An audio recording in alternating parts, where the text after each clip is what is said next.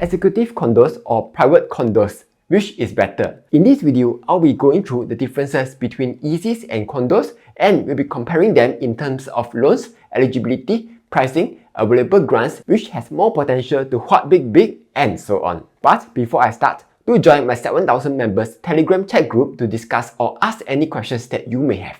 Alright, let's jump right in. First up, ECs are a hybrid of public and private housing. They are also known as the property for the sandwich class, as they cater to middle-income Singaporeans who are not eligible to buy a HDB due to the ceiling cap or also not earning enough to buy a private condo. Meanwhile, private condos are privately owned and are free from many of the restrictions found in ECs. They are usually found in prime districts and are located near schools, business centers, parks, tourist attractions, and so on. Both ECs and private condos are built and sold by private developers. So, they will usually have the same kind of facilities, such as a swimming pool, tennis court, gym, barbecue pit, and a 24/7 security. All ECs have a 99 years lease, while private condos can either have a 99 years lease or are freehold. While ECs are being built by private developers, they are actually considered as HDB properties in the first 10 years. So, during that period, an EC is subjected to HDB's rules, such as the 5-year minimum occupation period, where you cannot sell or fully rent out the property. Then, between the 6 to 10 year, it can only be sold to Singapore citizens and permanent residents. And finally, after the 10-year mark, it becomes a fully private property, where it's no longer constrained by HDB rules and can now be sold to foreigners. Meanwhile, since a condo is a private ownership right from the start, there are no HDB restrictions such as MOP rule or foreign ownership rules. But of course, there are still some rules to follow, because Singapore. For example, if you are planning to sell off your private condo in the first 3 years, you'll be slapped with a seller's stamp duty of anywhere between 4 to 12%. Also, the ABSD rule for second property and onwards will still apply whether you own an EC or a condo. Next, ECs have a much lower launch frequency as compared to private condos. Check this out. Over the past 4 years, there was anywhere between 4,500 to 10,000 plus units of condos being launched, whereas for ECs, the number was a lot lower. Meanwhile, private condos usually cost a lot higher than ECs. How high? According to Stat Homes, private condos are usually priced about 50% higher than ECs. Not just that, they also found that there's a price gap of around 30% when comparing ECs to condos that are in a similar district. So, buying an EC is like having the best of both worlds, because on one hand, you get to enjoy the prestige and facilities of a private condo. On the other hand, you get to own the property at a much cheaper price. Though, there's a catch. In order to buy a new EC, the monthly gross household income cannot exceed $16,000. Quick pause. If you are thinking of upgrading your home soon, Oh My Home has this super useful tool called Homer AI. With Homer AI, you will have access to real-time information of your home evaluation. Be the first to get updated about your neighbors' transactions and listings. And most importantly, with Oh My Home's unique match feature, you will get to know potential buyers for your property even before you put out a listing. This will not only help you sell more efficiently, but also sell faster and at higher market prices. Homer AI will also be able to calculate how much cash proceeds you can actually receive if you sell your current home. For example, here I can see that I will get back $130,000 in cash after factoring in accrued interest and miscellaneous fees. And from there, I will be able to see, based on the amount of money that I have now, how much I can actually afford for my next dream home, as well as calculate the maximum bank loan that I can take. Then, here, I can see that based on my current situation, I can at most afford a $1.6 million condo. On the app, you can find Oh My Home's exclusive listing properties which are for sale and rent, including resale HDB, resale condo, and even new condo projects. Whether you're looking to sell, buy, rent, or lease your home, Oh My Home provides end-to-end service to meet all your housing needs, from renovation, moving, mortgage, legal, and more. Their fee starts at just 1% as compared to the market rate of 2%. Plus, they are also confident that they can sell your home within 3 months at an optimal price.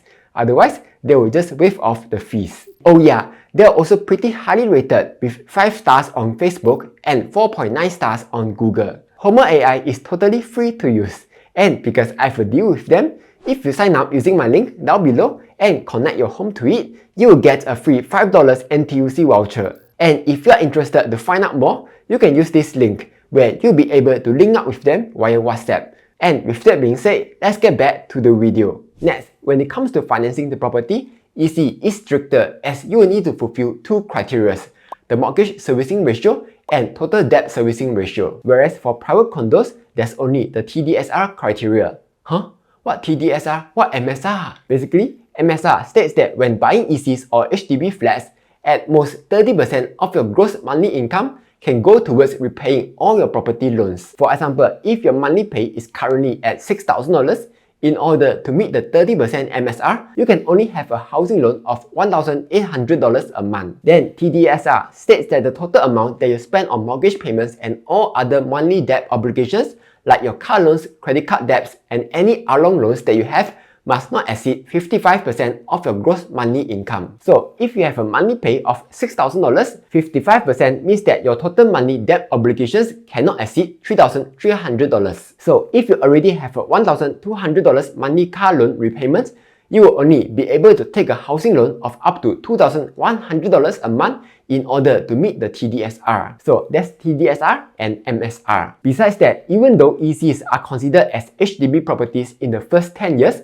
you can't actually take a HDB loan for ECs. Instead, you can only take bank loans for both condos and ECs, where you can borrow up to 75% of the property price from the bank. Then from there, 5% of the down payment must be paid in cash, while the remaining 20% can be paid via CPF. Next, let's talk about the eligibility to buy a new EC versus a new condo. For EC, it will follow HDB's list of eligibility criteria, such as the public scheme, fiancé scheme, orphan scheme, and joint single scheme. You will also need to be a Singapore citizen of at least 21 years old, with your co-applicant being either a Singapore citizen or permanent resident. If you are applying under the joint single scheme, both you and your co-applicant must be citizens and at least 35 years old. Then there's also the usual HDB criteria, such as you can't own or have sold any private property within the past 13 months and your household income cannot exceed $16,000 per month. If you or any co-applicants or co-occupiers have taken two housing subsidies before, for example, bought a subsidized HDB flat, subsidized DBSS flat, resale flat with housing grants before, you are not eligible to apply or be listed as a co-occupier in an EC application. On the other hand, there are no such restrictions for private condos. As long as you got money, can buy liao. For first-time home buyers eyeing an EC, you may be eligible to get a CPF housing grant for ECs of up to $30,000. While for condos, there are no such grants. Need grants for what? Got money to buy condo, still want grants ah? Instead, condo buyers can look out for certain discounts by the developer, such as an early bird discount or developer discounts off the original price. Next, how much you can what big or the capital gain potential between ECs and private condos. For that, we can check out this chart from Stat Homes. Here, we can see that from 1996 to 2020, ECs had an impressive capital gain of 157%, which is greater than condos, which had a much lower growth of 106%. But if you look at the more recent time frame, from 2010 to 2020, ECs only had a 36% price appreciation, while condos experienced a higher growth rate of 42%. This change happened because in the late 2013, the government introduced a few cooling measures, such as the 30% MSR for new ECs and resale levy for second-time buyers. This impacted the demand for ECs, which caused the growth for ECs to be slower from 2010 to 2020. Property Link Brothers also found that the first 10 years of an EC had higher capital growth as compared to condos. However, once they pass the 10-year mark, it's the other way around, where condos had higher capital growth instead. One explanation for this is that since ECs generally start with a cheaper price per square foot as compared to condos, this gives them more room for better capital appreciation, especially during property bull markets and periods of high demand. Though, this unique advantage disappears after the 10-year mark, as by then, ECs become more comparable to condos on the resale market. And because of that, the growth rates become more aligned. So those were the main differences between ECs and condos. As to which you should go for, if your primary intention is to buy for your own stay, it's better to buy an EC because it is cheaper, has CPF housing grants, and is more affordable for first-time buyers or those with a tighter budget. Also, if you are upgrading from another HDB, you don't need to pay the ABSD upfront when buying an EC. This helps to remove some of the financial burden. However, you will need to sell a previous flat within 6 months after collecting the keys to your EC. Also, you cannot sell or rent out the property during MOP. On the other hand, if your purpose is more investment driven, where you are aiming to generate rental income immediately by renting out the property or flip the property within a few years, a condo may be a better choice because there's no MOP.